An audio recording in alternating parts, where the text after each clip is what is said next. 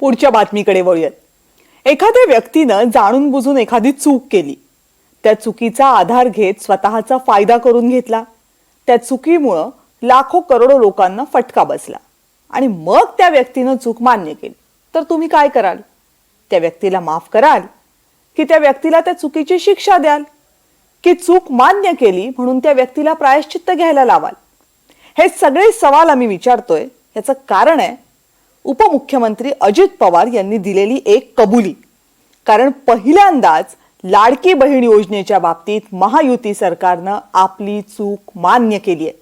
ही योजना राबवताना काही चुका झाल्यात, त्रुटी राहिल्यात, सरसकट लाभ देणं चुकीचं होतं असं अजित पवारांनी जाहीरपणे मान्य केले. अजित पवारांनी योजनेत चूक झाल्याचं मान्य केलं आणि मग संजय राऊतांनी अजित पवारांच्या राजीनाम्याची मागणी केली.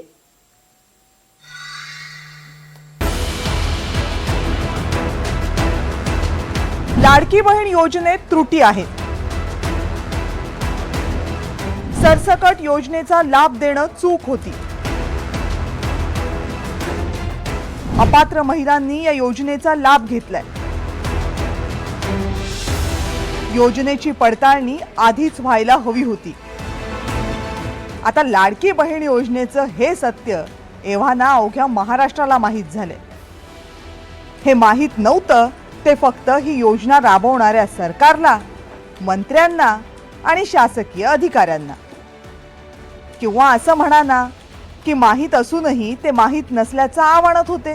पण आज पहिल्यांदा या योजनेमध्ये आपण सपशेल चुकलोय ही कबुली सरकारच्या वतीनं दिली गेली आहे. आणि ही कबुली देणारे आहेत राज्याचे उपमुख्यमंत्री अजित पवार. जे त्याच्यात बसत नाही ते अर्ज करणार नाही किंवा मागणी करणार नाही. परंतु काहींनी केलेलं आता दिलेले पैसे तर आम्ही काढून घ्यायचा प्रश्न येत नाही. पण आता त्याचं व्यवस्थितपणे माहिती घेऊन खरोखरी ज्या महिला लाभार्थींना तो लाभ मिळाला पाहिजे.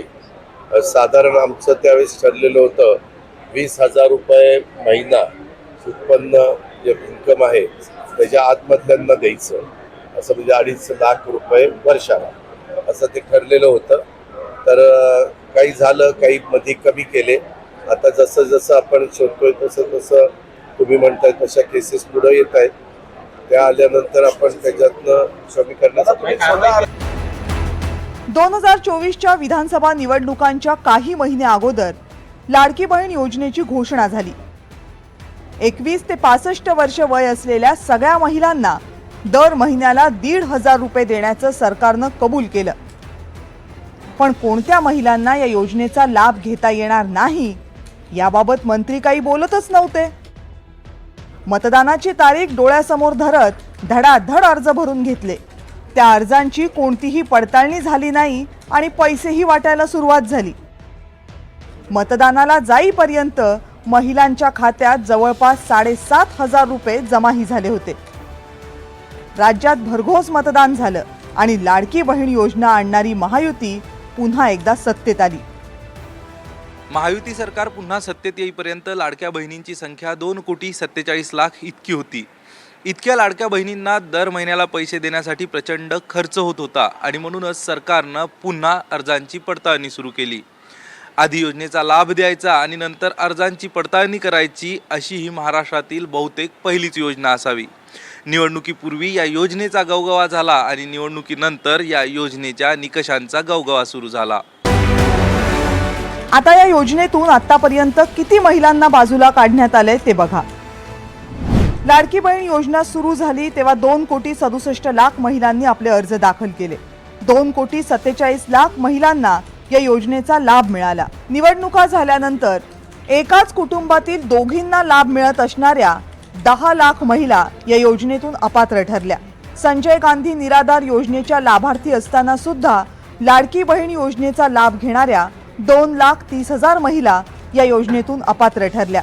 65 वर्षांपेक्षा जास्त वय असलेल्या 1,10,000 महिला या योजनेतून बाद ठरल्या. सरकारी नोकरीत असूनही योजनेचा लाभ घेणाऱ्या 2,652 महिलांना या योजनेतून बाजूला काढण्यात आले.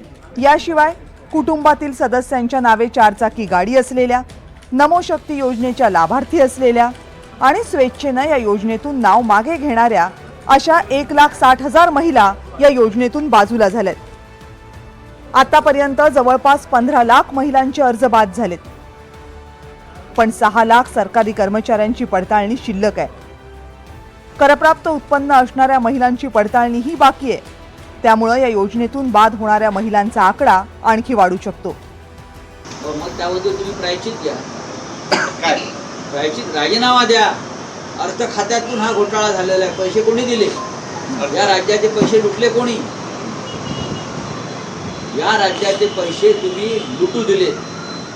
लाडक्या बहिणींनी नाही तर लाडक्या भावांनी नावं बदलून महिलांची आपली स्वतःची नावं बदलून हा लाभ घेतलेला आहे. हजारो कोटी रुपयांचा, शेकडो कोटी रुपयांचा सरकारी कर्मचाऱ्यांनी हा लाभ घेतला आणि तुम्ही तो घेऊ दिलात. तो छाननी केली नाही. तुम्हाला माहिती आहे, पण तुम्हाला मतं पाहिजे होती आणि अर्थ खात्याच्या माध्यमातून जी लूट झाली संपूर्ण, त्याचं प्रायश्चित कोणी घेतला पाहिजे हे काय सांगतायत?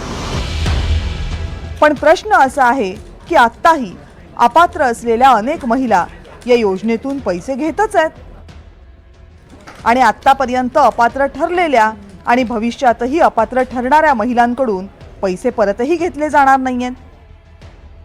त्यामुळं पात्र असलो काय आणि पात्र नसलो काय, या योजनेतून मिळतील तेवढे पैसे घ्या असाच अनेक महिलांचा होरा आहे. पण लोकांच्या पैशाच्या जीवावर सरकारनं हा जो दानशूरपणा सुरू ठेवलाय तो बेकायदेशीर आहे. अपात्र महिलांना पैसे देत राहणं आणि अपात्र ठरलेल्यांकडून पैसे परत न घेणं हा सरळ सरळ कायदेशीर भ्रष्टाचार आहे आणि सरकारनं त्याची जबाबदारी घ्यायलाच हवी. Bureau report, NDTV Marathi.